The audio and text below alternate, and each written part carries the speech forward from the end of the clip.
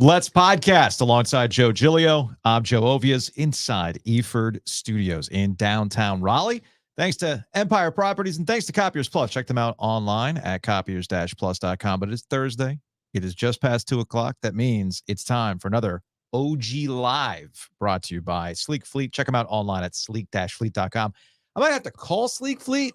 Yeah, you got some tire things going on? I guess I'll find out when the show's over and I go out to Fayetteville Street and I see the current state of my car, because it's possible that I will have a third tire problem this year in 2024.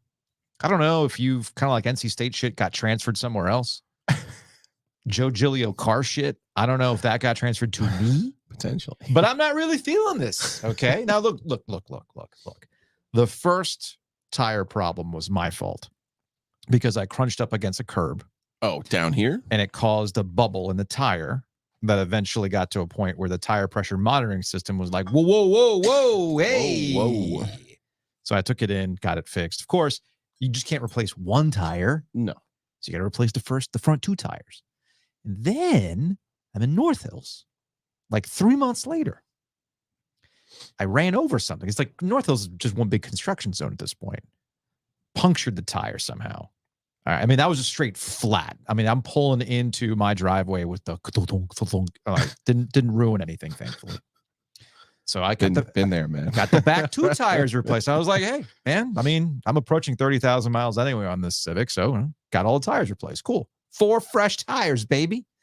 So I'm driving in today. And I guess cars. It's approaching. It's approaching 2 years. Okay. Put a lot of miles on this thing. Then this is the hockey dad weekend extravaganza. Yeah, it's the hockey mobile at times. Okay. So I get the little ding, tire pressure monitoring system. Call your dealer. I'm like, what the hell? So I pull up to that the closest one. I don't have a breeze through nearby on the way in, so I pull up into this other gas station, and they have one of those automatic tire pumps. And I'm like, all right, cool. Boop, boop. All right. Front left, fine, 35. Front right, fine, 35. Back right, fine, 35. Back left, 20 something. Like, damn it. So I filled it up, heading here. We'll see what happens. This poor car, man. Because remember on 440 for a while, there was one big gravel pit.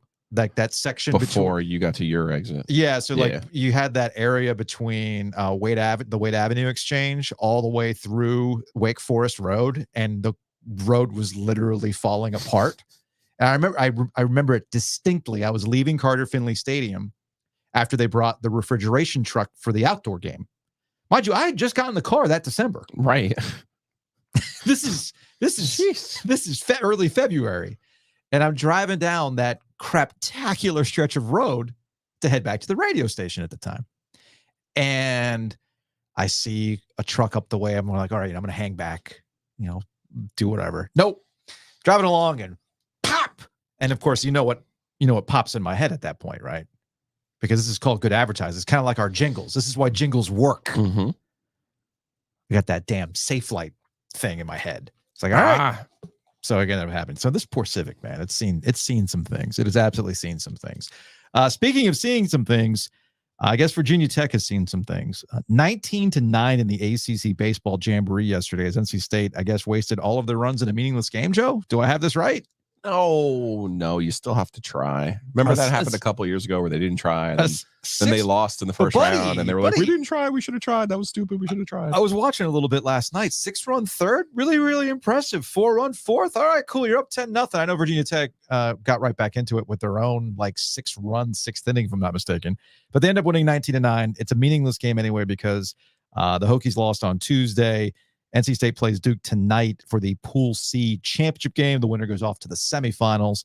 And I know we got Carolina in action shortly in about 55 minutes. You have all of this covered now. I'm very proud of you. I'm all in on the ACC Baseball Jamboree. Baseball season started for me. It has. And I'm sure you're bummed about the news about ECU and their top pitcher being injured. The Pirates have been struggling down the stretch. They've got some injuries, which all kind of factors in them in all. Kidding aside, we call it the Jamboree because they've basically rigged it so that it's not a tournament. It's not even really a championship, to be perfectly honest with you. But it is designed to allow teams who are on the bubble to play their way into the NCAA tournament. It's also designed for the teams who could potentially host in the NCAA tournament to have success and to make a deep run, if not win the Jamboree. So I do think this will be one of those years, like tonight's game between State and Duke. Don't be surprised if the winner of this game ends up being a regional host. Don't be surprised if the loser might have to go on the road. I mean, I think Duke and State have resumes that they shouldn't, but the way that the NCAA works, they do dumb shit across the board. Yes. Like they'll give a team in California a host, even though they don't deserve it. Sure. Because it's 1948 and the NCAA can't. If you don't, no, I'm being serious right now. If you don't know this, the NCAA pays for the travel of every team in the NCAA tournament. And it's about to get even worse because they have all that money to pay out for the NIL thing. They pay for every team in every tournament that they put on. That's where all of their CBS money goes. Yeah. So instead of actually creating a true national championship, what they do is in years past, they'll give St. John's or UConn a host site, even though they don't deserve it, because it's cheaper to get 4 teams or a Big Ten team. They'll give them a host site, even though they don't deserve it. They do the same thing out in California. Oh, no, Cal State Fullerton. They're awesome. They totally deserve it. No, you do it because you're cheap. So you want to get me going on things I don't like. As Paul put out on the YouTube comment, summer protocols equals Ovies car rants. I could also make it Joe Giglio rants on the NCAA baseball selection process. No, all of their idiosyncrasies. Yeah. So I have not look. I'm going to be straight up with people. People know this about me. I'm not going to bullshit you. It's not like I've been looking at NCAA baseball bracket projections. Sure. But my understanding is that NC State has come on strong here as of late on weekends. Right. They have the dumbest weekday record. That was the miracle of beating Virginia Tech. Even in a meaningless game, it was a weekday game. Happened on a random ass Wednesday. God, not that they haven't lost to good teams. Like Campbell's good, ECU's good. I know. You know, but yeah, they've had their problems during the week. So that's been the question that a lot of folks have been asking us: can NC State host and also put themselves in a position to do the super regionals? As well. I think they've locked up a top 16, which is what you need to host the regional round. Yes. That getting a top 8 seed and being able to host in the super regional, I'm going to be honest with you. Their resume suggests they should be, but it's hard to ignore what their record looks like during the week. It's just not good. But they've beaten every good team they beat Clemson, they beat Florida State, they beat Carolina, they beat Duke. They literally beat every in a series. The series is the College World Series itself, the finals on a weekend, or is it like on a Monday? I always forget. It usually bleeds over, right? So, yeah. Ooh. I saw somebody had tweeted at us like, "Hey, it feels like 20." I'm like, "No, don't you ever say that ever again, please." No, we don't want don't that ever again, say that to Elliot. If you ever want to live, don't ever say. Don't bring. Even I have a tremendous relationship with Elliot. I do not talk about 21 with him. Although he did have a good sense of humor, because when we did the curse reverse, we did get a box score. Right, but that was the way he was motivated for us. And it worked. And it absolutely worked. Ultimately, it worked. Again, 3 Just o'clock. Needed that one little extra kicker. At 3 o'clock. Yeah, I mean, you know what? Sometimes you do all the things you need to do, but a sacrifice must be made. So North Carolina Pitt, the rivalry, the Bubba Cunningham the Bubba Cunningham Invitational between North Carolina and Pitt. Again, that's at 3 o'clock, Pool A. We're doing this live, so I'm trying to tell you. And I think conversely, Carolina they had the best record during the regular season. I think they will be in a top 8 national seed no matter what they do this week in Charlotte. But they got to beat Pitt, and then they face Wake Forest on Friday to determine the pool winner. So I guess this is another meaningless game in the grand scheme of things. No, they got to beat Pitt if they want to see Wake, right? How does the pool work again? So you have 2 other teams in your pool. So if you're the highest seed in your pool, as State is, as Carolina is, you get the automatic built-in tiebreaker by having the better regular season record. Okay, gotcha. So when you play and who you play matters, because technically you only have to win once, because ultimately if you end up in a tie with somebody, you have the built-in tiebreaker. That is what the regular season record is designed to do. Again, this Jamboree was designed in order for them to maximize the number of teams in the NCAA tournament and for the teams at the top to maximize their ability to get a top 8 hosting seed. Gotcha. Okay, that makes a lot more sense to me now. Let's take a break.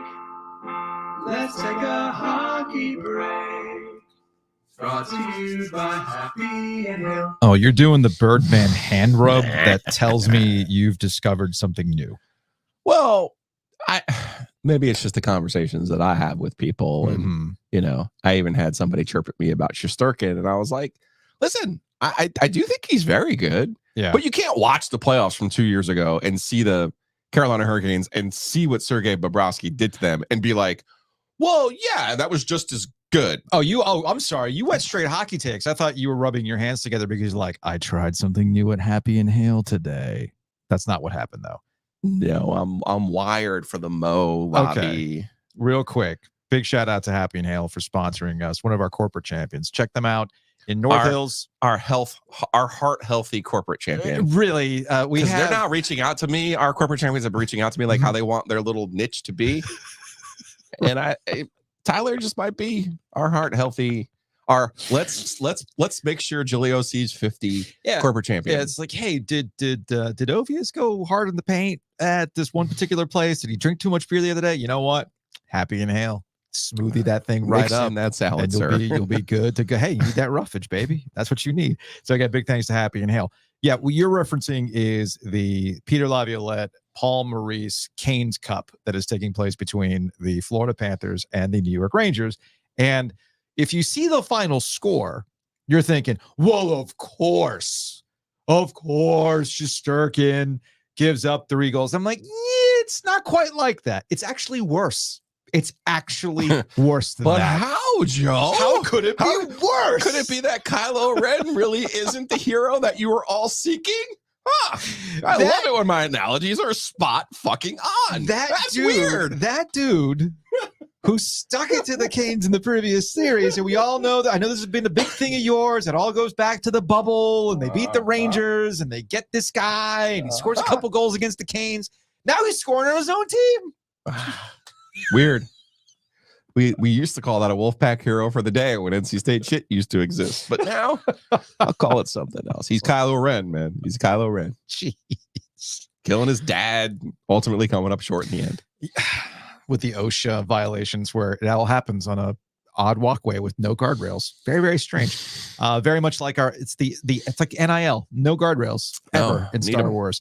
Yeah. So that look, this is yet another year where Canes fans are going to watch the next series and they're going to be absolutely livid at how this is going to play out. Livid how it plays out. But there's one commonality. There's one thing where you and Panthers fans could be like the Predator meme and put those arms together and have a good time.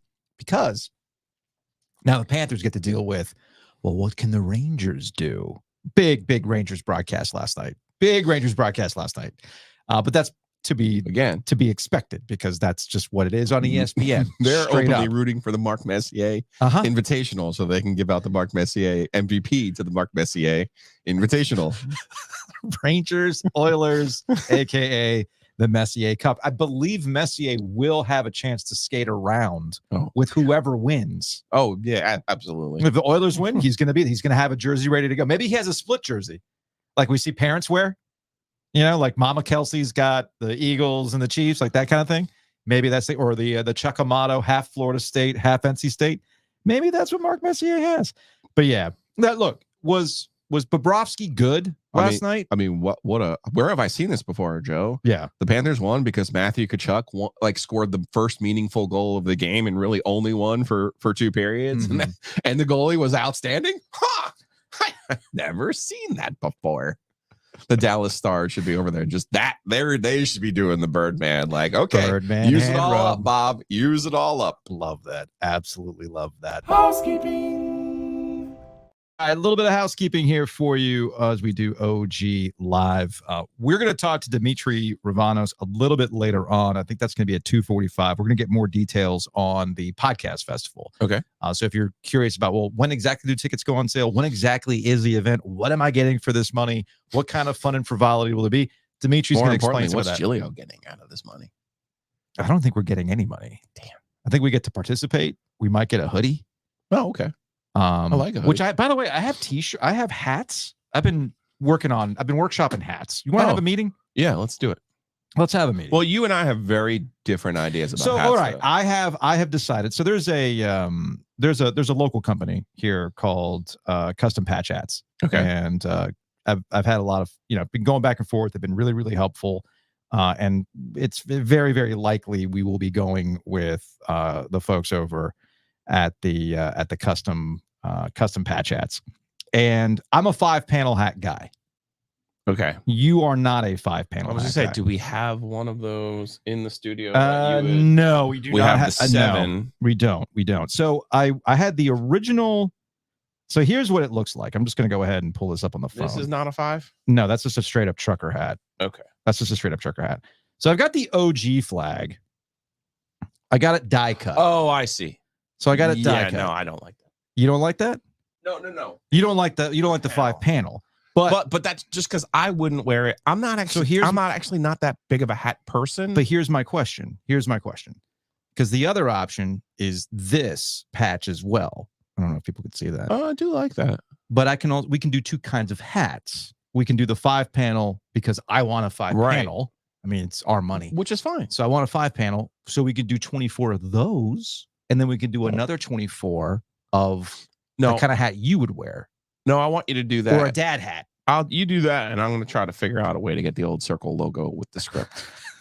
I'm trying to work a little magic with that. I got to talk to Anna about that. So now, do you like? You can order it straight from that other website. Oh, you can? Yeah. Do you want the? I guess I can put it out there for people. Would they rather buy the die cut flag, wavy flag, or do they want a straight up patch version? I like that patch. That's nice. Yeah, I think it looks good. Honestly, I think it looks good on, again, a gray or a black. That's what I would do. Yeah, one of them looks like a Civil War kepe, and then the other one looks like you got to be careful whose team you're on. That's the two-tone. That's the two-tone looks like I'm cosplaying at Gettysburg. That's what I'm saying. Yeah, no. I don't want to. No, try. Yeah, I had a great history teacher. I don't want to do that. John David Smith at NC State. Yeah. And his joke was always, when people would write about the Civil War, every topic was covered, and he said, "Yeah, I'm working on my next great work. My next great piece will be hookers in gray." He's like, because everything's either everything like soldiers in blue, leaders in gray. He's like, "Yes, my next one will be hookers in gray." Okay, fair enough. Oh, one other housekeeping item. We'll have some more details about this next week, but. I don't know. I guess I'm kind of like burying an announcement here. We are officially joining Blue Wire Podcasts. So what I hear you saying is Cam Newton and me are now on the same level. And Chris Long. Yeah, because the Green Light Podcast is part like of the. That's also part of the Blue Wire Podcast family. He went to Virginia. Yeah, I know. But Virginia football, it's different. It's Virginia football. I know, but he probably has the same attitude. It's not the Kihei Clark show, so it's not like we're partnering with coming them. Up next. But you're right. Number 0. What you are hearing is that preferably number 0. You and I and Cam Newton, colleagues, simpatico, all colleagues now. So why are we moving to Blue Wire? Well, after 1 year of doing the podcast straight up independently, I would say, while a very fulfilling thing to do, and we've got a lot of people have joined us. We've got a lot of great local corporate champions. There are some things that we get stretched a little thin, and that comes in the form of marketing and other larger marketing opportunities. And that's where we're going to partner with Blue Wire. What does this mean for you, the listener? Nothing, really. We're going to be moving the podcast feed to another provider. You will not skip a beat. You don't have to unsubscribe or subscribe to something new. Everything's still going to be there. It's still going to get delivered to you like it normally does on the podcast version. You might see a little new logo next to the flag logo on the Ovies Giglio presented by Copiers Plus in the bottom right. It's just some little things here and there. And you will be hearing some more spots, pre-roll, post-roll. There's a mid-roll. You're asking, well, wait a minute, more commercials? Yes, more commercials, but that's how we make a living. So you want us to eat? So if you want the podcast to keep, I think most people understand this. I'm just saying this is just something that you're going to have to keep an eye on, that there's going to be commercials before you hear the Michael McDonald inspired intro to the podcast. That's all I'm saying. So be on the lookout for that. We're excited about it, honestly. It's just the next step in what we're doing after having done this for a year on our own. So it's going to hopefully grow things, and we'll see where we go from there. So there's some housekeeping for you. Speaking of our corporate champions, we love to highlight ones who have been with us for a very, very long time. And that goes out to Mosquito Authority and Pest Authority. Bugsbite.com. You can bundle and save right now by going to bugsbite.com. I see the signs. I'm going to take credit for those signs, Joe. And when I get home today Always. and I grill, I'm not going to sweat it because Mosquito Authority actually came through this week for a mosquito treatment. So I'm going to be living large in the backyard, sipping on some Delta 8 seltzers and working the grill. On that yak. I absolutely will. Last night, I went to Longleaf Swine. I had the chicharrones as an appetizer. I was going to say, I feel like you're just protesting at this point by not getting the chicken pot pie. Well, they didn't have the chicken pot pie on the menu last night. Okay. Yeah, it's fine. So I actually went salad. I know you. I went salad last night. I know you. Like, Giglio loves it, so I'm not going to. I put it with the I smoke. refuse to acknowledge his choice. Now you're wondering why did Ovies get the salad? Yeah, why did you get that? Well, two reasons. One, the salad is good. Yeah. Especially when I put the smoked chicken on top of it. You can add smoked chicken. The quarters or different? It's the quarters. Yeah, it's really good. But I also know that Jacob is not going to eat the entirety of his barbecue sandwich. And Caleb is not going to eat the entirety of his brisket sandwich. So I have the salad. It's kind of like going somewhere, having a big old meal. I'm like, and yes, I'd like a Diet Coke to drink. You're anticipating I'm anticipating the extra calories. So I polished off the pimento mac and cheese. I polished off the brisket you sandwich. Didn't leave hungry, is what you're saying. I left full. Yes, that was my day. That was my day at Longleaf Swine. And of course, big thanks to Breeze Through. Mentioned them earlier. I did not hit the Breeze Through on my way here because I don't have a Breeze Through on my way here, but there's Breeze Throughs all over the place, including our favorite spot right across the way from PNC Arena. They got the home base there in Cary as well. Breeze Through gets it done. Download the app. That way you can save money on gas, which is what we're all about on this podcast. Let me tell you this. I'm hitting the Breeze Through today. I'm actually going to your alma mater tonight. Do you know why? Why are you going to Gibbons? Because our true corporate champion, our presenting sponsor, Copiers Plus, Drew, is an assistant high school baseball coach. Their team, Ashley, plays at Cardinal Gibbons tonight at 6:30. Very excited about So I'll be going to get some tailgating supplies for a high school baseball game. Let's.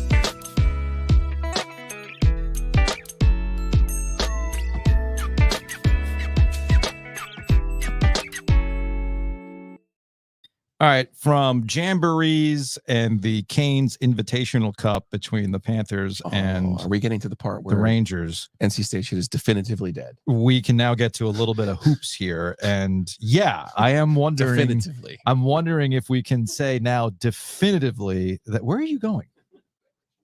Did you already polish off a 16-ounce beer that quickly?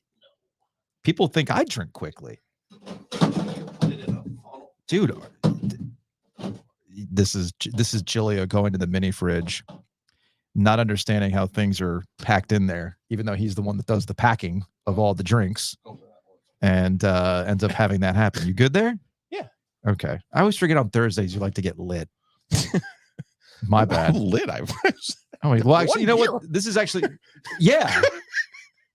It's just one beer. Yeah, and your point? Not nice.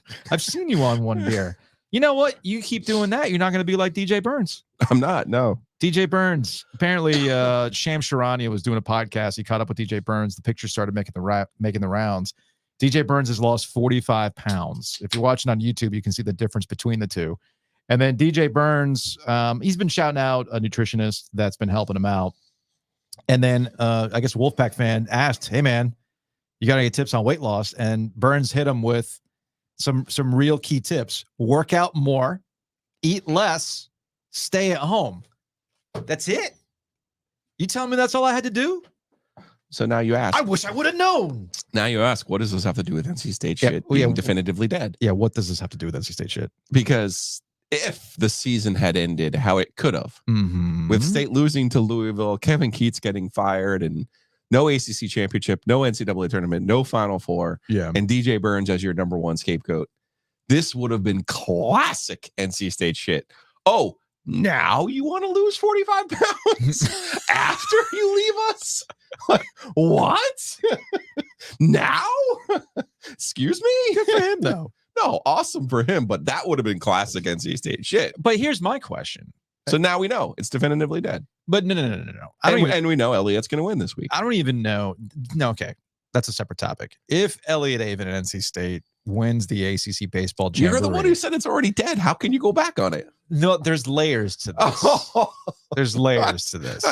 There's layers to this. There was catches in quid pro quo. Of course, there's always a catch. There's always a catch. No, all jokes aside, I thought my understanding was that DJ Burns preferred to play heavy. That's what was relayed to me, that he preferred to be at a bigger size. He thought he was better at a bigger size. I agree. I kind of take that same attitude too. I'm better at certain things at a little heavier. I mean, I don't want to be 235, 240 again, but you know what? It's fine. I mean, you weren't buying it. No, listen. Again, at that this size, is a mental exercise that we don't have to have because he came on the way that he did. Yeah. And he helps them win the ACC championship, wins the MVP of the ACC tournament, helps them then reach the Final Four. Like, there's nothing you can say. Right, right? Like, the alternate world is where this thing goes poorly, and then all of a sudden he loses weight, and you're like, this is like Marquez Valdez-Scantling, right? Right. Like, dude, you're still in the NFL, and you could not catch a cold at NC State. You couldn't catch me tossing my beer from here to you right now. Like, that's how bad he was at NC State. So, like, what happened after you left NC State that you magically became the greatest player in Chiefs history? Yeah.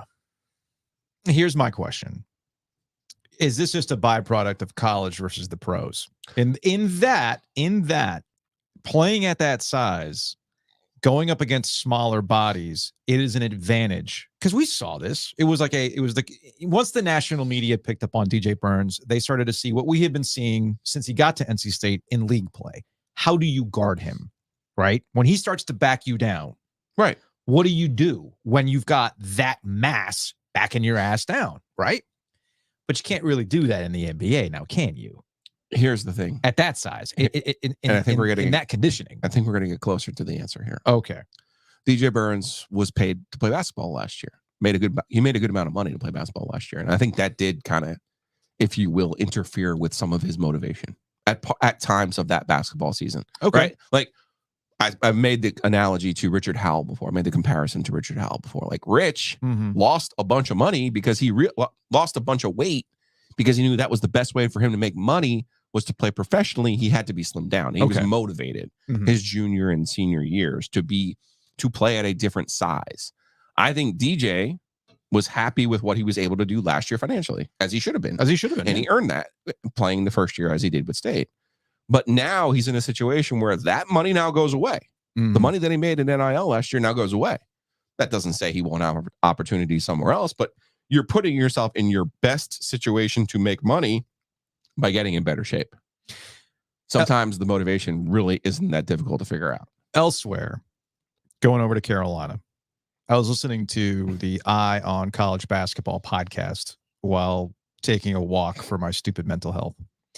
And Gary Parrish and Matt Norlander, they were talking about the NCAA settlement.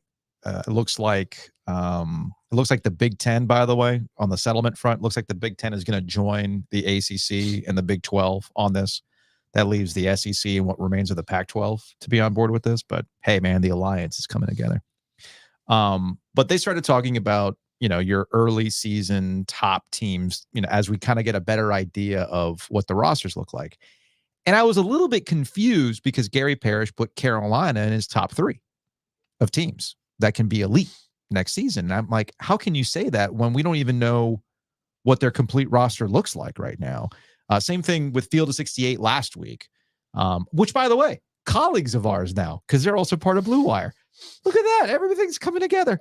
No, but in listening to Jeff Goodman and the crew, they had asked a classic offseason question. What roster do you want right now? Do you want Duke's roster with Cooper Flagg, or do you want Carolina's roster? And I'm like, I get what you guys are doing, but I don't even know what Carolina's roster is going to look like. It's not complete yet. You know who the stars of the team will be. And that's ultimately what was Gary's point, is that with RJ Davis coming back, another year of Elliot Cadeau, what was it?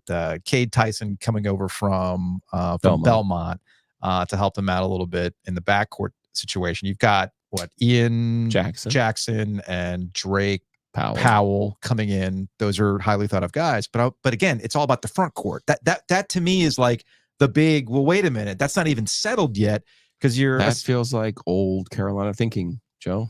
Yes, and I have to think about that too when I see the news today that the Tar Heels added somebody to the front court from the transfer portal from Vanderbilt, Van Allen Lubin. He is his own law firm. Does he have a website like WH.lawyer? He could get one. Maybe he can. Maybe he can. 6'8", 230 pounds. VA.Lubin. He averaged 12.3 points and 6.3 rebounds for this Vanderbilt. Is more of a Harrison Ingram fill-in than a. That's the thing with, and I think that's where, in thinking about and it, then you have Tyson is a Cormac Ryan fill-in. As I was thinking about it on the drive-in, and Jalen Washington becomes your Baycott to fill in. To your that's the mistake. Why? That's the mistake. You're not going to have an Armando Baycott fill-in. You can't replace that. Okay, but what was Baycott? The garbage man. Okay, but he was really good at it. Let me rephrase that.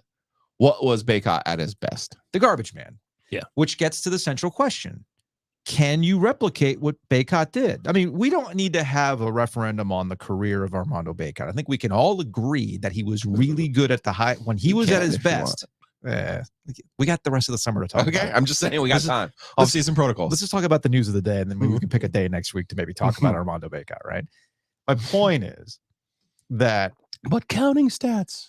But replacing those counting stats is going to be difficult. And maybe I need to get out of the mindset of, well, how do you replace a guy who did all these things, understanding his role? And maybe you can't. That's old school. Well, what's wrong with Washington making a jump from a sophomore to a junior year?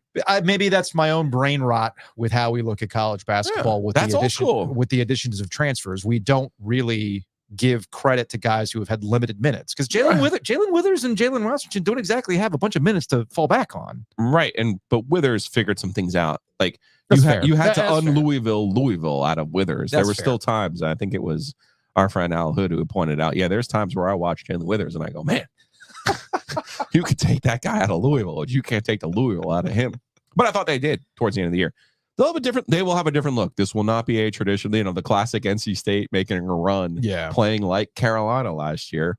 Roy's style worked for a reason, but that's not what they're doing, and that's fine.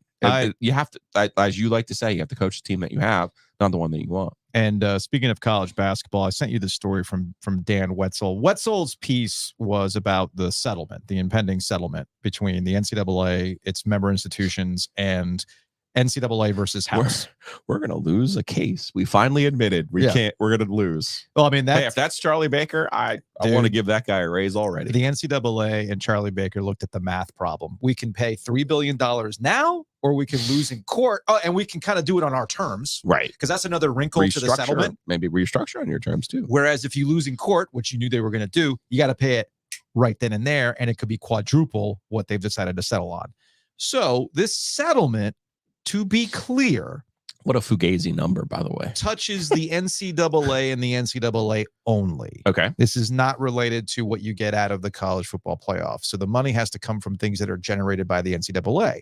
Amusingly enough, the ACC, which is the school that's desperate to find more money because of all their success in the NCAA tournament and through other. Oh no, he's the big loser. They're the big loser. They actually are going to, if I looked at the math correctly, those units coming back to bite you are going to bite him in the ass. And the ACC is actually going to owe more in this settlement than the SEC, which is freaking hilarious for the wrong reasons. Look at Al coming in hot. I love it. What did Al say? He's right. I forgot about the Alabama shot from Withers. Not all the Louisville's out of him. Yeah, that's a good point.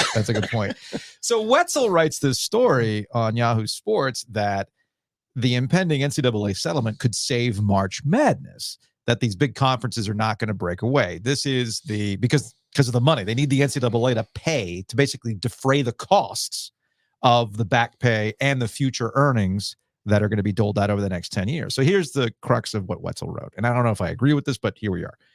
The big conferences need them. Not only do they need them to remain financially solvent and capable of continuing to pay their share for the next decade. To do that, they need the NCAA to continue to exist and the NCAA basketball tournament to thrive and thus fill the coffers of both the NCAA itself and the smaller conferences. It is the antithesis of collegiality. But then again, money is everything here. Many hands make light work. Even the major conference programs are nervous about not just the settlement payout, but the additional lawsuits on the horizon. And that is before they need to start sharing revenue directly with the athletes. Boosters are mostly tapped out. Television deals have been negotiated. The business of college athletics, or at least of college football, is booming, but labor costs are about to go from tuition, room, and board to maybe 30% or more of the incoming revenue. It seems almost no college thought ahead and saved for a rainy day. You don't say, let alone storm that comes that cutting athletes in on the cash. So that's where Wetzel is. Here's where I disagree with Wetzel, because he kind of avoids what we talked about yesterday as it relates to not private equity. I got corrected on this yesterday. Private capital. So I want to use the terminology correctly. Okay. There's private What's equity. The difference? It's all dependent on private equity actually having legitimate ownership shares of what you're doing. Mm-hmm. And then private capital is really just an influx of cash with certain terms. But they have one thing in common. So you can get nitpicky on me. Yes, I did go to NC State. Yes, I did graduate with a degree in business management, which I'm really using today. So I have like enough to be from all my classes at NC State to be dangerous. Okay, just to be a little bit dangerous with this crap. But the point is, they're all one and the same at the end of the day. Whereas the booster gives you money in exchange for the potential of success and a legacy. Private equity, private capital, however you want to call it, however you want to designate it, expects a return, an actual financial return on investment. And Ross Dellinger pointed this out on the Wetzel 40 Ross Dellinger podcast. It's called the College Football Inquirer, right? It's a really good podcast. I enjoy listening to it from time to time. And Dellinger broke down, because Dellinger saw the Drew Weatherford Capital slide, the deck. And in the proposal of what they're going to these athletic departments is that they're simply looking to get 22% at the start, 22% off the growth of revenue growth. But again, we're coming back down to the central problem. You're running these athletic departments as an actual business. And when you start running them as an actual business and everything is dependent on growth, you get growth two ways. You either bring in more money, which means you're going to have to raise the prices on things like tickets, parking, XYZ, or that's coming. That's coming, or you start cutting things. Also coming, which means this is ultimately going to be bad for a lot of people involved. That is my opinion. This is just bad once you start bringing in that kind of money. But as Wetzel correctly points out, and I've read it from Matt Brown at Extra Points, and I'm sure, Joe, if you poke around any of the collectives, there is donor fatigue.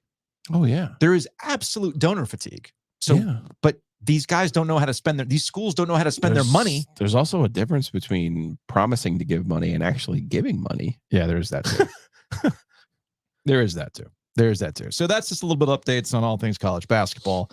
I also want to get that correction in related to private equity and private capital. Boy. Basically, private capital didn't do Red Lobster in, Joe. No, I private equity did. I was very proud of myself for finding that. And then I was like, wait a second, this is the exact point that Ovies made on our podcast earlier today. But also, I didn't look as good doing it. No. So there was that.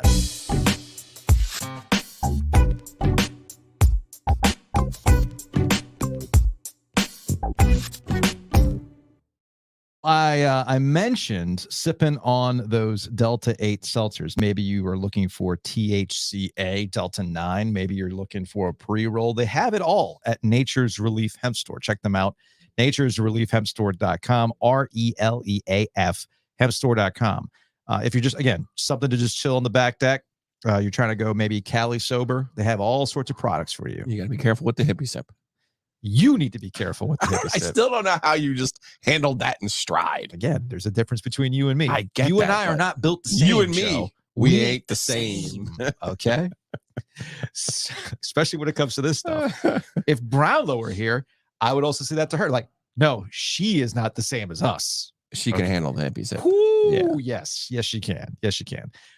Regardless, head on over to Nature's Relief. I'm really, really happy with. They have different options. That's the thing. Like, I'm really happy with the sleep gummies that I picked up because they have a variety of them and they'll walk you through it. For instance, they have stuff that'll help you sleep that has Delta 8, a little bit of Delta 8. Yeah, just ask. They have stuff that also has Delta 9. I'm like, I don't want any of that stuff. Right. I just want something to just chill me out. I'm like, well, here's the one with CBD and the CBDN and the blends and all that stuff.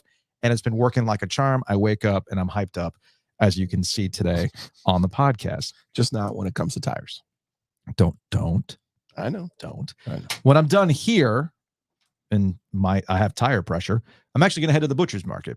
I'm going to go to my home base off of Falls of the News, pick up some stuff to grill tonight and for the weekend. Actually invited to a neighbor's. Shout out to Paul. We are going to go over there. He's like, bring some sides. Not a problem. I'm going to go get some ancient family recipes at the butcher's market. He doesn't need to know. I'll just take the labels off. Oh, yeah, I made this mac and cheese with the bacon on it. It's fantastic. So head on over to the butcher's market, thebutchersmarkets.com. And if you go to the butcher's market location, you can get some crank arm beer. And if you go to the butcher's market location off of Lake Boone, you can then pop over to Two Roosters. I feel we were texting with Jared today, and I feel like he needs to come up with a baseball card inspired, like a Ken Griffey Jr. 89 inspired ice cream. Ice cream? Yeah. I think he needs that.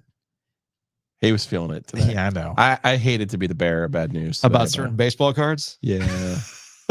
I went through that realization, and I actually had the one card from the 80s worth of anything. You had. I had to. So head on over to Two Roosters and go get their ice cream. Bring back the tub if you want to. It's all great stuff. And big thanks to Roback, the official. Oh, no. What is? I got to get it right. What is our new corporate champion tag? Yeah, like I told you, our corporate champions now want to have their own niche. They don't just want to be straight up corporate champions. Of course. They listen to our This is the best part, is that they listen to our podcast. So Ben from Roback says, Roback is happy to be the official corporate champion of Ovies' North Hills Stay Ready All-Stars. He even used the TM in the... So if you like, they're in Texas this week, but next week we'll be down at the Raleigh Country Club for the UNC Health Championship. If you need to be out there in your Roback shirt, the Hillsborough Street, you get that one. You'll look like you're from the state of North Carolina. You want to be ready to chip in. They're going to call you out of the stands on 17. You need to be ready. The best way to be ready, OG20. Use that promo code RHO back, Roback.com. Roback. You don't know me like that.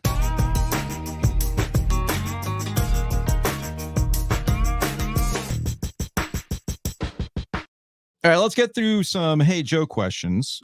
Big thanks to Crank Arm Brewing. Check them out online, crankarmbrewing.com. We're actually trying to cook up some stuff with Crank Arm. I talked to Adam a little bit today. Oh, you did? Yeah, I talked to him a little bit today, and we're trying to get through some, I guess, city ordinances as to what exactly we could, like, if we want to with the grill, like, right, that I'm not allowed to touch. No, because I broke the old one. Don't piss off Kenneth, man. I'm not. I didn't do it on purpose. He knows that. And I helped him in the long run because he got a new grill. Yeah. Ultimately. So as I mentioned, if you go to Butcher's Market, you can get Crank On Brewing while you're there.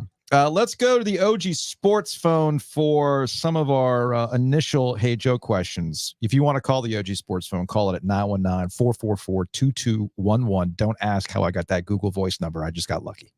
Hey, guys. This is Paul from Durham. Okay, so we're in the prime summer hours or summer days content, and I think it's time for a radio classic. It's time for a Mount Rushmore. But since the current iteration of the ACC is nothing like the ACC of old and never will be ever again, I think it's time for a hashtag #GoACC Mount Rushmore to live for all time. So here are my top four. First of all, we got, this may be some recency bias, but we got Miami fumbling instead of kneeling out the clock versus Georgia Tech and losing that game. Classic GoACC. Then we've also got the 8 laterals, Miami Duke 2015. One of the laterals probably should have been down, but whatever. Miami wins that game. Hashtag GoACC. And then for top spot, it's really hard for me to discern whether I want to pick one or the other, but I'm gonna go with this. Second place goes to Frank Beamer, the meme of Frank Beamer celebrating 0-0 against Wake Forest. Just absolutely perfection, GoACC. But the one that tops it all off, 2007, Maryland versus NC State, Ron Cherry. the call of the century, personal foul. He was giving him the business. Love to hear you guys Mount Rushmores. I'll hang up and listen. Thanks. Those are all fantastic #GoACC moments. I'm going to do this, but I'm going to do this when Brownlow is here.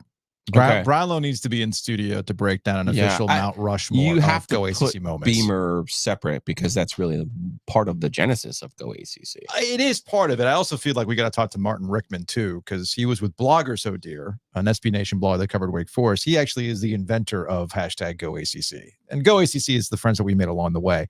He brought up Beamer. I would also add the famous GIF of Frank Beamer, Shane Beamer, and Beamer's daughter, Frank Beamer's granddaughter, where she's crying about something. Shane's just trying to console her, and Frank is locked in with a milkshake, just locked in. He's like, nah, man, I did this parenting thing already. You handle it. You handle that stuff. So I would add that there. And octolateral is also very, very key in this situation. All right, next on the sports phone. I just want to point out that Appalachian State not only got more screen time than any other North Carolina team in the trailer, but got like top 5 screen time in the college football video game trailer. Fair to say App State is the preeminent top brand in the group of 5.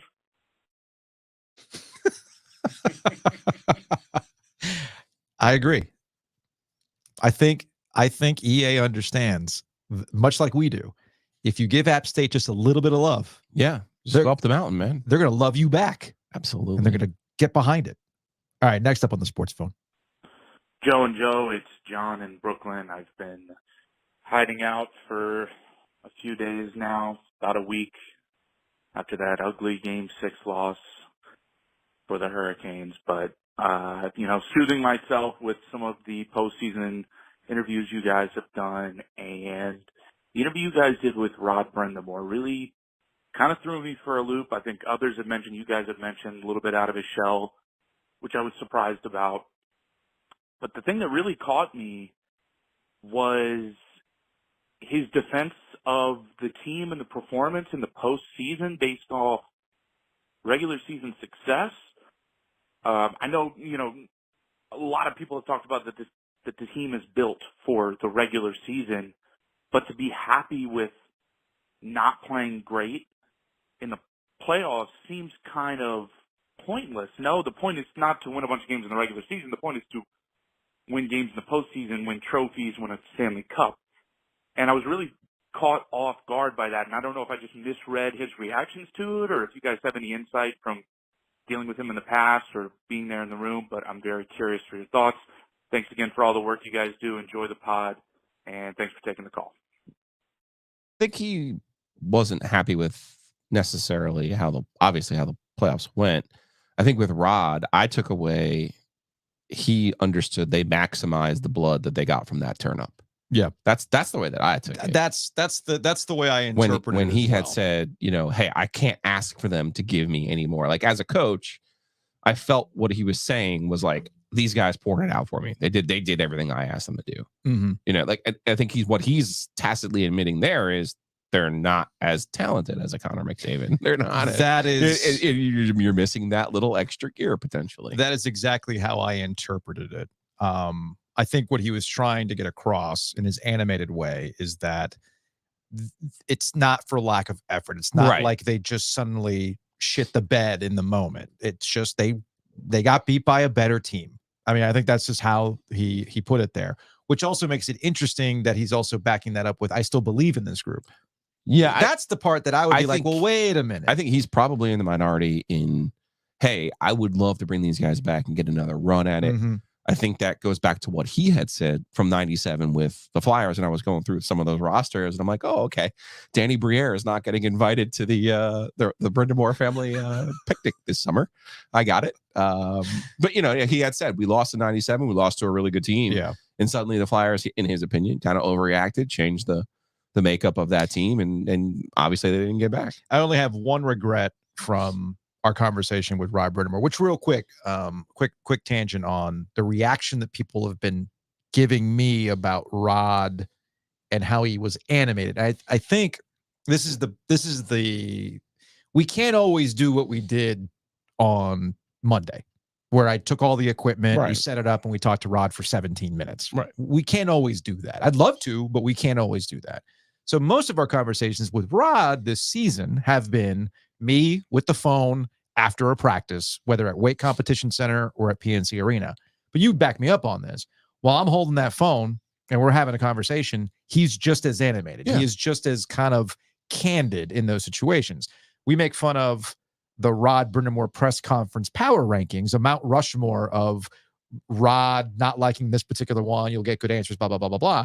But Rod, to his credit, and why Rod is one of the best, he understands what he needs to provide to us in terms of a conversation. I think he had that in the chamber too. Oh yeah. The criticism and sure. He was trying to make his points, which that's what we try to do. We try to get honest reactions out of people. All right. Last in the sports phone. Hey, Ovies Giglio. Just want to give you guys a call. Felt like I wanted to chime in on the Rashad McCants slander. I'm a UNC alum, was enrolled, started at UNC fall of 01 and graduated December of 05. So, you can tell from the year span, I got to see some low lows and, high highs. So, but, I was roomed once with a member of the Tar Heel managerial staff, one of the managers for the basketball team. And remember one time we actually got to play some pickup ball down at the Dean Dome, which also meant we got to sneak around, hang out in the locker room while nobody was there. And at one point there was a table full of items for the Tar Heels players to sign for a charity organization. And just to let you know how Rashad McCants felt about signing items for a charity, I don't know if you guys have ever seen the Michael Jordan "fuck them kids" meme. That's basically what Rashad McCants said about signing those autographs for the kids. Keep up the great work. See, now we're going to be doing a weekly Rashad McCants bit. If this keeps up. Hey, I don't mind. I don't mind. I mean, it certainly plays with Carolina fans. They got a Rashad McCants story, so I mean, might as well. I'm not gonna say no to it. I'm not gonna say no to it. Hopefully, we'll have a special guest next week to join us to talk more about. Yeah, we've got some things in the fire here, so hopefully it'll work out. All right, to Twitter before we give you some sports podcast festival details with Dimitri and dust off a summer protocol bit from Andrew. No such thing as a man card. Stay ready, all stars on Lassiter Mill. Dadding advice, off-season Joe and Joe. With greater than. I mean, we have our moments. But hey, you could expect a lot more of that. Nothing says exams are over like your school handing out free 2 roosters. Hey, no. Hey, wait a minute. Can we, now that our season is over, can we get 2 roosters? What? To the building? Like an end of season, end of school thing? Look at that. I wasn't going to go today, too. Well, now you are. You can't resist. I cannot. I'm addicted. Simple as that. From Aaron, I'm now getting targeted sponsored ads about watches. Look, man, phone's always listening, dude. Phone is always listening. And again, I'll recommend the G-Shock. From JB, well, it had to happen eventually. Wearing my Giglio and Ovies pod shirt at the airport, and a dude comes up to me and says, "These dudes are clowns." And I said, "Well, good thing I love the circus." We got to put that on. That's a custom t-shirt for JB. That is a custom t-shirt. I have to talk to Ann about that. He kind of looked at me shocked and walked away. State hat, if you were wondering. Interesting. That doesn't surprise me. Look, man, we got haters everywhere. We do. And I'll say this. I will tell you this. I do miss my haters. The next shirt is on us, JB. All right, man. Love that. Absolutely love that. And let's see. What else do we have here? From Mr. Marshall, top 5 QBs most likely to join the dark side. Is that Hayden Christensen? It's Joe Burrow looking like Hayden Christensen. I didn't even know what was coming next. Yeah, is that his hair right now? No, this was a Photoshop. Oh, okay. Somebody photoshopped this, and I think the reason why they photoshopped it is because it looks a lot like Anakin Skywalker in Revenge of the Sith. You underestimate my power. Yeah, I was waiting. I brought that up just for you to do that. And I had made a comment about Apple Music's list of 100 best albums. And Variety had a thing saying, basically it was like, it's the most ridiculous. And it exists almost expressly to make you mad. This is from Variety. I'm like, yeah, every best albums list is ridiculous. And I read every single one of them because I'm a list guy. Back when Rolling Stone would do them, Spin Magazine would do them, newspaper websites, I will read every top albums list you put out there. I do not care. It is a problem. Aaron Beard pointing out, just wait till I drop the top 100 list of OG episodes. Look, all I'm saying is you can order them any way you want. There's just 2 that have to be in the top 3. There's just 2 that have to be in the top 3. Actually, 3 in the top 5. 3 in the top 5. 3 in the top 5. One of them has to be breeze through After Dark following NC State Carolina and Hunter almost having to fight a guy. Yeah, that was good. That was excellent. And then we also have Nature's Relief from last week. That's already in the top 5. Instant classic. Joe high as hell off of some hippie sips, man. I'm still gonna put that supercut together. You all right? Yeah, man. And then it might be number 1, but the Double Elite, Birds, the Elite 8 Rialto show, Double Birds, which I don't even remember having Niece on. Just saying. Yeah, exactly. You don't even remember. All you remember is the Double Birds. Oh, and there was a YouTube comment about the Happy Inhale jingle.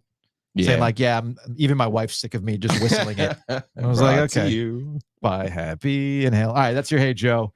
Big thanks to Crank Arm for doing that, sponsoring us, and be on the lookout. So really, we were not going to be. No. We have potential obstacles. There is a potential obstacle. I don't think it's going to be one. We just have to make sure we have all of our I's dotted and our T's crossed. That's not exactly our specialty. So no, it never has been, which might explain why we're here. We're like.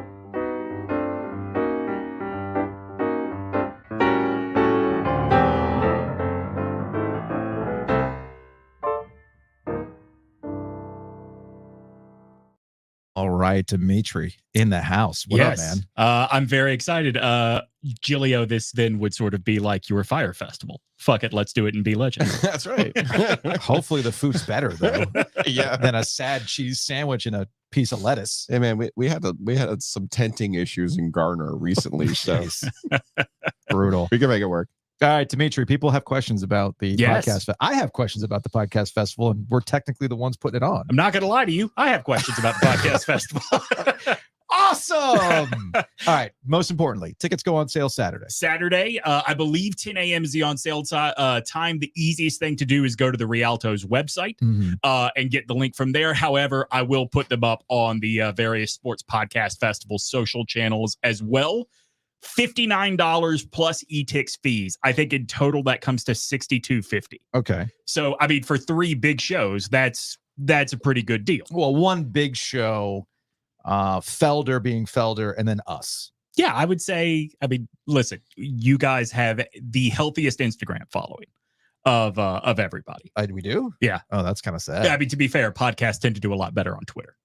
Which is another issue altogether. Agreed. That's you know what, when we soft launch our media podcast, maybe we can discuss that. Wonderful. But anyway, all right. So tickets go on sale Saturday. The event is actually on August 24th. The event is on August 24th. It's a Saturday. That's a Saturday. Saturday at the Rialto. At the Rialto. But do we know what time it's starting? Okay. So Hayes and I had a conversation yesterday about this, and I'm going to tell you right now, nothing is set in stone, because part of what we are thinking is, do we put more time between the shows so that there is time to take advantage of shows selling merchandise, other partners selling merchandise, you getting to the bar where it doesn't feel like you have to give up you have to give up content in order to get whatever it is you want to go get. You want to take a hockey break is what you want to. Yeah, basically. Yeah.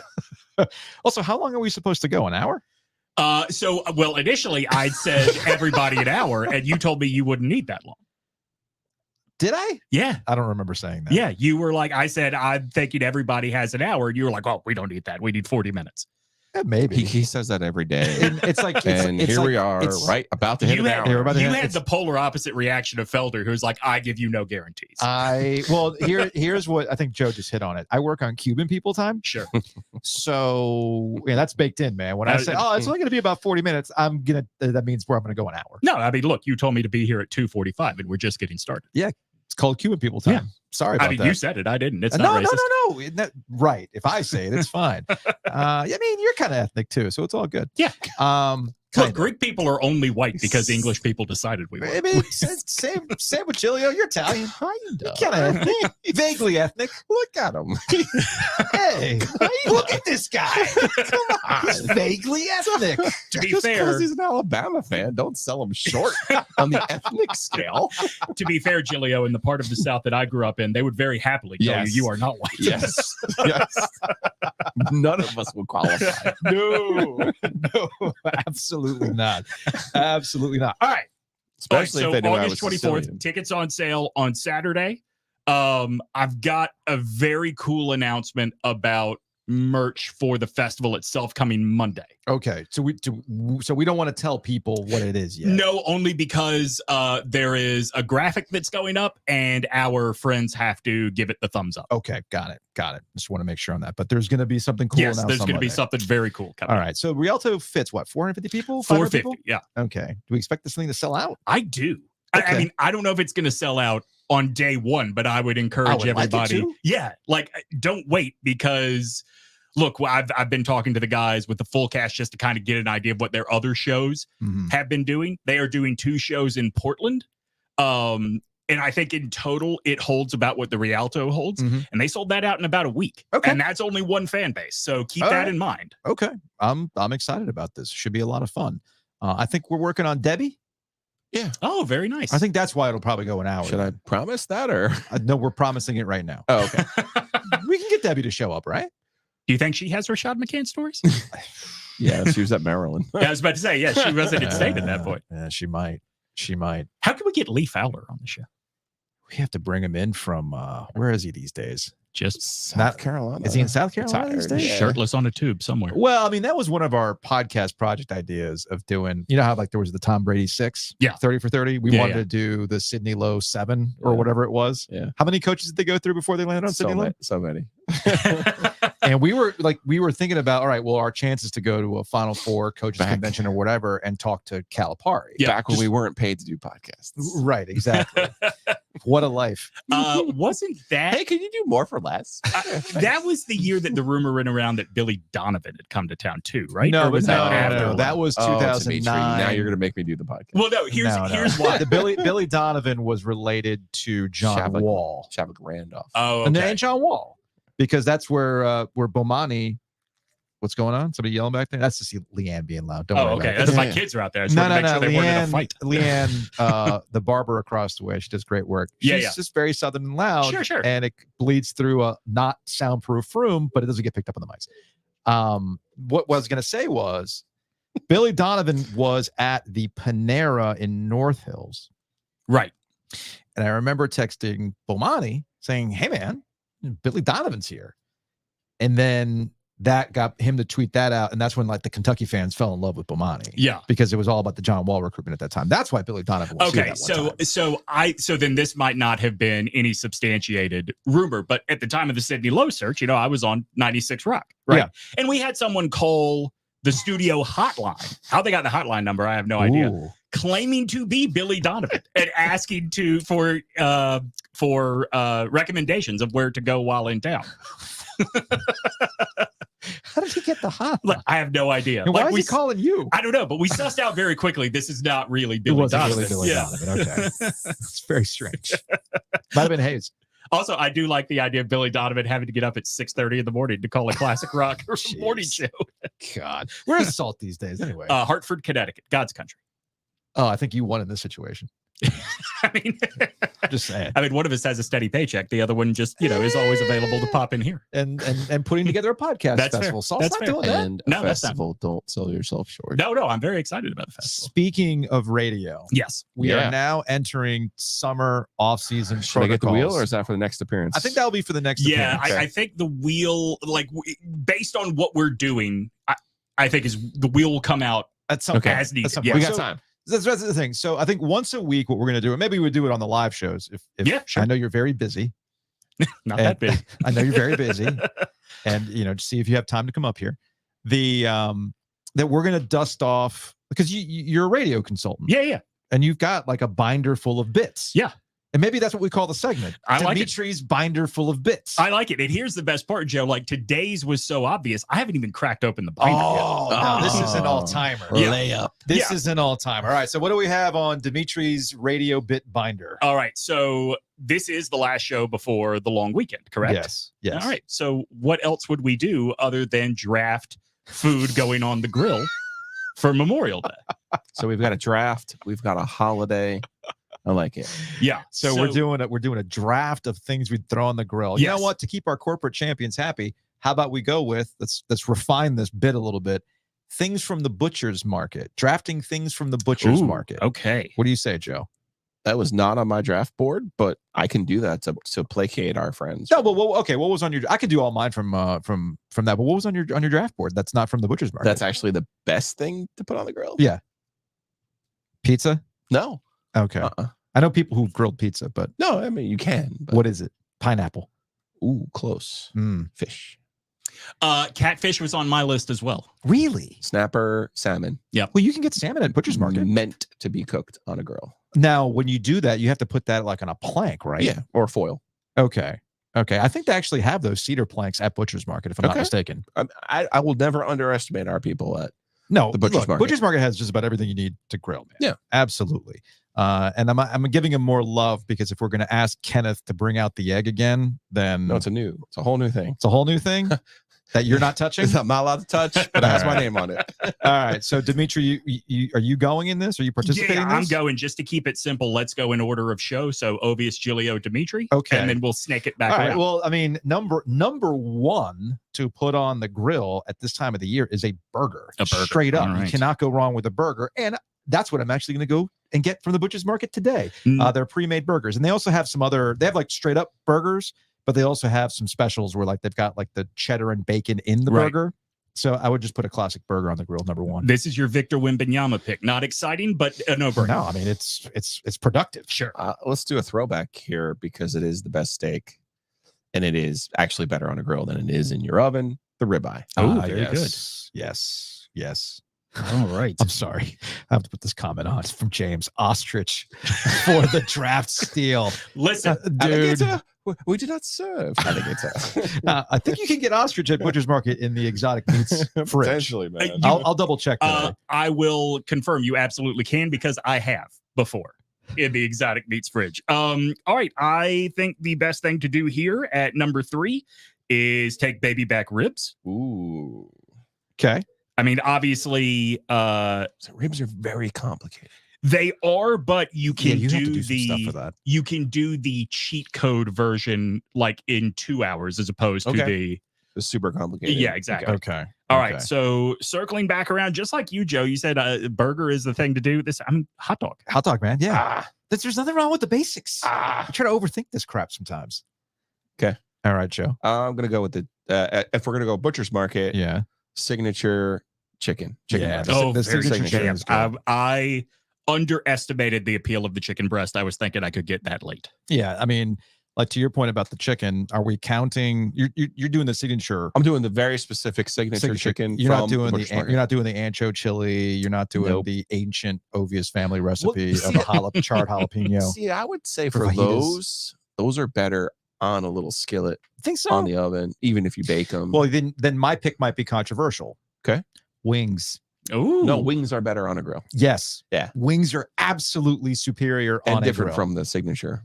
Yeah, and it is different. It is different. But I believe you can get signature. You can wings on wings. Yes. If I'm not mistaken. So Butcher's I'm gonna go. the best. I'm gonna go wings on that. One big butcher's market ad. And yes, pretty much. And then look, at some point you're gonna have to put some veggies on here. Are you drafting again? We got 3-round draft. Well, yeah, we're going to 4-round draft. We're snaking here too. Woo. We're snaking here. All So right, for give up on tracking. So for my third pick, I'm going the Brussels sprouts. Ooh, that actually come with like ham bits, and they're well seasoned. And you can actually, depending on, I mean, I can get the cast iron skillet to put on top of the grill. Yeah, sure. and use that for the Brussels, or you can just do it with the foil as well. Are either of you assuming gas versus charcoal in this draft? I'm a charcoal person. Okay. All the time. I use gas. Yeah, I'm very rich. I'm not using charcoal. Unless it's I do like a burger on charcoal. It's very specific though. Like yeah. Well, it depends on what you're going for the burger. Technically, if you're like the Alton Brown nerd cook guy, this dude used to, what was it called? The show on Food Network. That I can't remember, but I know it was called Serious Eats.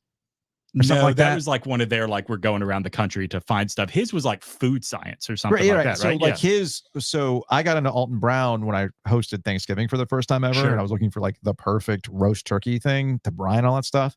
That dude goes deep on that stuff. And he actually had an entire episode based on the fact that any burger should be done on a flat, like a black stone top, because it actually contains the fat does the cooking itself. Yeah. But again, burgers, versatile. You throw them on a grill with charcoal, there's a different flavor profile. That's why I like it. Agreed. By the way, don't invest in the Blackstone. Get the thing that lays over your stove burners. Just as good. Serena, thank you. Good Eats. That was Good the name. Eats, yes. That was the name of the Food Network. All right, I've learned this is not good for your grill, but now I've learned how to put a pan underneath of them.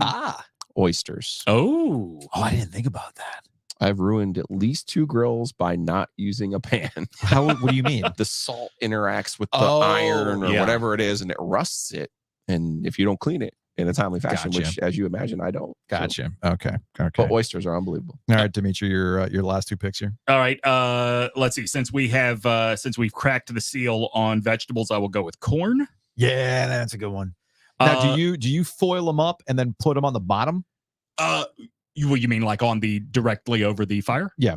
Okay. Yeah. What, as opposed to like that top rack thing? Now, what you could do, I've done this in the past. If you just leave them in the husk, Mm-hmm. you could just throw them on the charcoal. Right. And it's protected enough. Now the husks get burnt, but it does its own roasting. Yeah. And it's pretty good. I've seen other people do this before. I've not gotten brave enough. And also, again, no charcoal. Okay, that's fine because you're fancy. That's right. All right. I telegraphed it. I'm gonna go catfish at number 4. All right. It's a much better fish than it ever gets credit for. That is what that's the taste of home to me, is barbecued catfish. Makes sense. All right, Joe, your last pick. I got one more pick. You got one more pick? We circled back. All right, I'll go broccoli. No broccoli lit yet. Broccoli? I love broccoli. I like broccoli too. I've lemon, and you put it on again in foil. It's delicious. Okay. Yep. I like that he clarified, like we were thinking the lack of foil is the crazy part. Right. I wasn't really thinking about that. And maybe some garlic too. Oh, okay. Yeah, you're right. There you go. That makes a little bit of sense. That makes a little bit of sense. And then lastly, what I'm going to throw in the grill. Yeah, I kind of telegraphed it. Pizza. Bobby Flay, man, blew my mind when I was in college watching his Food Network. I watched a lot of Food Network back in the day. Iron Chef was my shit. I can see that. I think that's what he would say when it was time to go, and he would take a bite out of an onion. Like, what's wrong with you, dude? It was amazing. Well, he's the Iron Chef Morimoto. Like, I was like super hyped when I went to one of his restaurants. Anyway, down at Disney World. Bobby Flay introduced me to, like, how do I make an expensive ass quesadilla? Oh, like, it's just one thing to get a tortilla and some cheese. This man was putting like truffle oil down with like blue corn. This is back when you couldn't find blue corn anything. Yeah. Right? Anyway, pizza on a grill. I'd never done it before. Anyway, it's pretty good. No, I've definitely reheated pizza on a grill before.